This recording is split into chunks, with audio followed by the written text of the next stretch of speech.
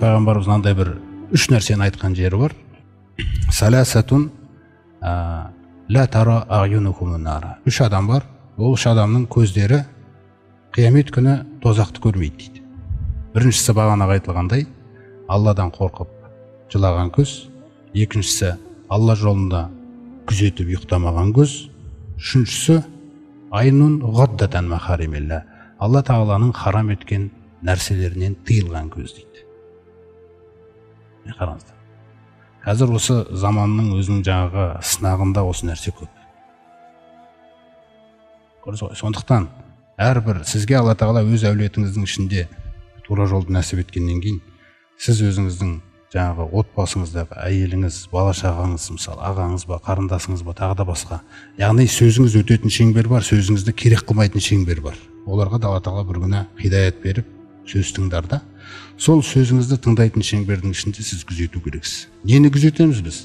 Шариғат күзететін нәрсені күзетеміз. Шариғаттың өз жаңағы негізгі 5 мақсаты бар.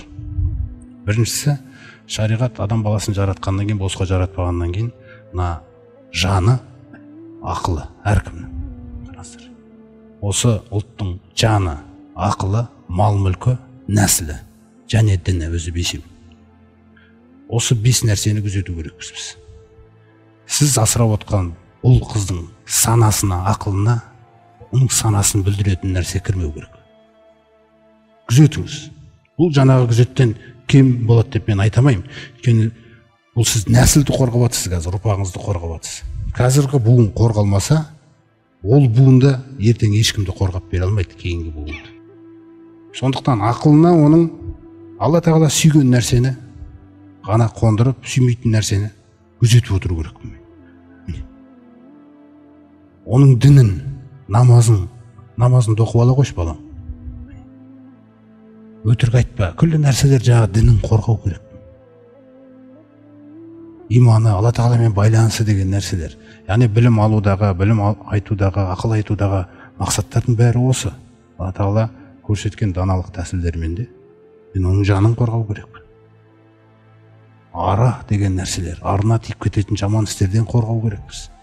Осы нәрселер әке осыны күзету керек. Әке отбасының күзетшісі бүгінгі заманда. Өйткені гарантия жоқ бүгін. Балаң егер телефонмен қалса, балаң егер жаңа тағы басқа нәрселермен қалса, мектепте не жұқтырып алып келеді ол? Біз білмейміз. Жаман қылық қыл, жақсы қылық қыл, жаман қылық қыл, екеуі де жұға беретін нәрсе өзі. Сондықтан соның барлығын күзету, бұл сіздің міндетіңіз. Сонда ғана жаңағындай мықты ұрпақ шығады да ертең.